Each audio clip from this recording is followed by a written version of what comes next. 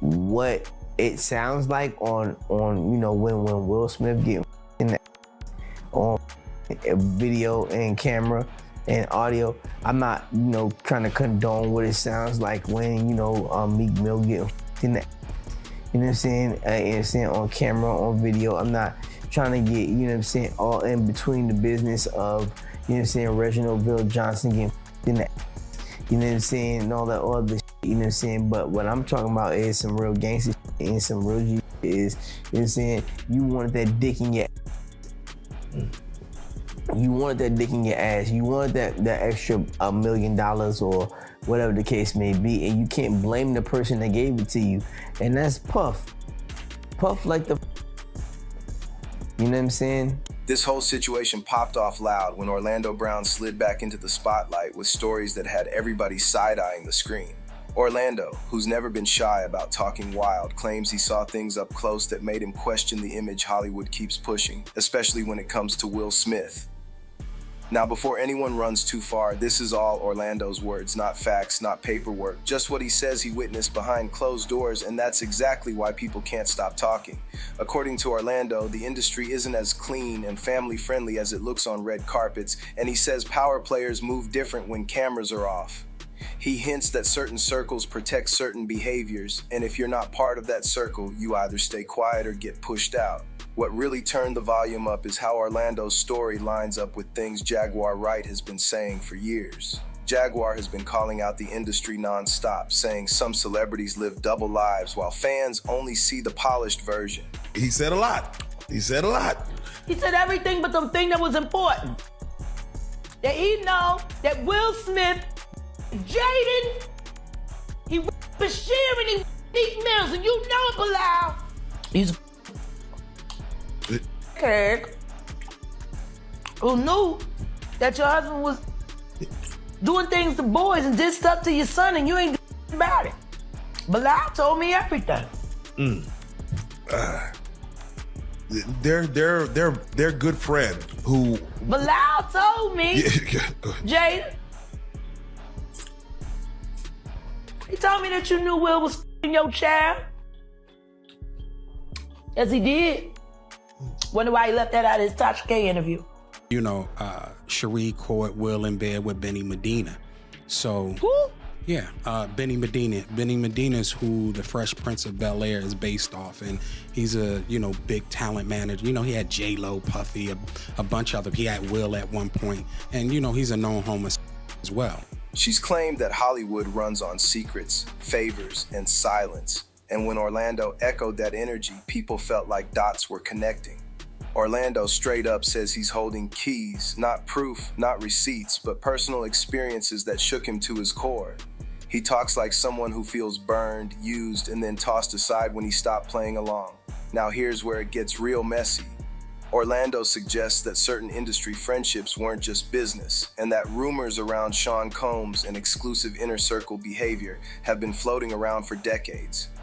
Again, these are allegations and talk, not confirmed truth, but the reason it's blowing up is because multiple voices are telling similar stories from different angles. Orlando says once you see how fame really works, you can't unsee it, and it messes with your head heavy. He makes it sound like Hollywood rewards silence and punishes anyone who speaks too freely. What's also important is keeping things fair and grounded. None of this has been proven, and no one named has admitted to anything. Orlando is speaking from his perspective, and perspectives can be flawed, emotional, or exaggerated, especially when someone's had a rough road through fame. Still, fans are listening because they feel like Hollywood has a history of hiding uncomfortable truths. He tried to kiss me in the Have you ever kissed your son on Thai television before? You're allowed. I can kiss Can my you kiss your son. son on Thai television? I can kiss my son. Jaden, come on. Are you okay? Are you okay? Oh my God, this is ridiculous. Dude, come on.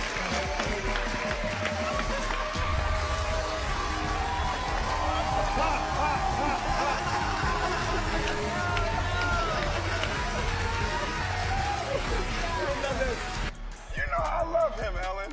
I love him.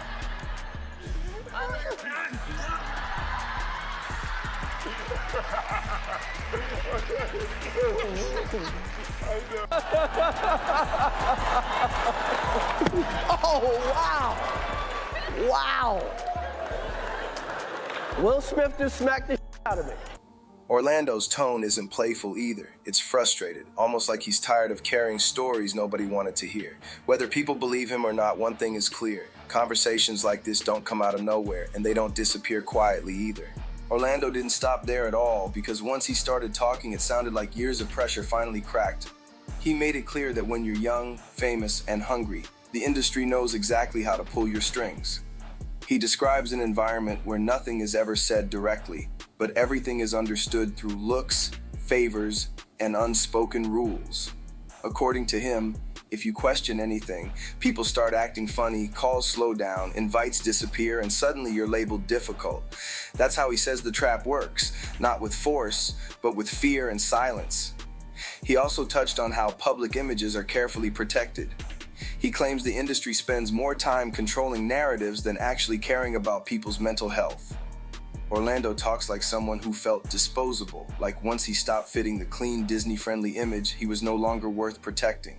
This is a sick woman that's searching for something, but has a man behind her that's complicit in all her acts because she's holding things over Will's head, so Will feel he has to be complicit. What type of things is she holding over Will's head? Like, from the time you met Will was straight, right? As far as I know, yes. As far as you know? Yes. Heterosexual?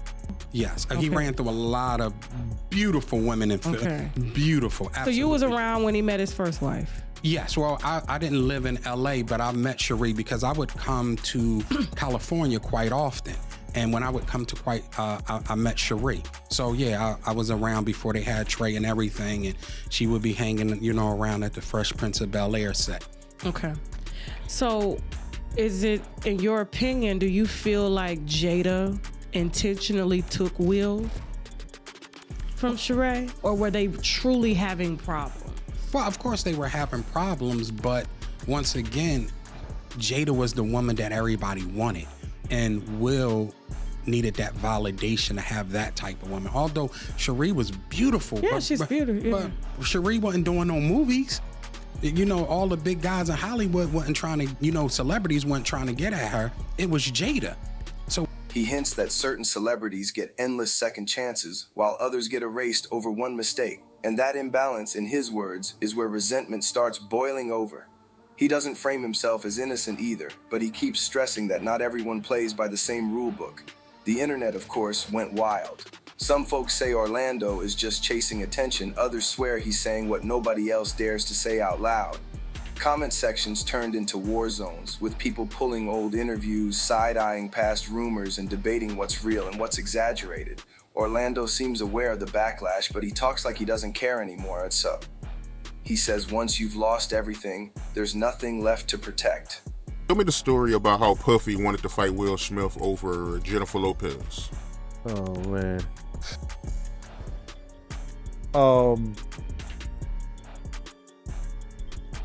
We were at a birthday party that I think either Matt Damien was giving for Ben Affleck. It was just a little gathering. It was at the Four Seasons. Will Smith and his sister and her husband, we were all sitting on this side of the room. Matt Damien, Ben Affleck, Jennifer Lopez, Puff, Will Smith, and Jada, and it was sitting on the other side of the room. So I know Puff so well that he stood up. When he stood up, he walked and did his arm some kind of way, and then he went like this, like that. I went over towards him. I know to go over there towards him.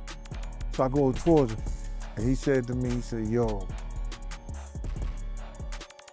I think Will and Jada is trying to scoop up Jennifer. I want you to stay close, because I'm going to snuff him." You can tell me Puff went away for a long time, bro, but do you not hear the of Meek Mill? Do you not hear all of the shake it off, take that of Will Smith? That kind of mindset is dangerous, but also honest in a raw, uncomfortable way. What makes this whole thing stick is the timing. With so many industry stories resurfacing, people are already suspicious of polished celebrity personas. Orlando's words land harder because trust in Hollywood is already shaky. Even without proof, stories like his force people to question what they've been sold for decades.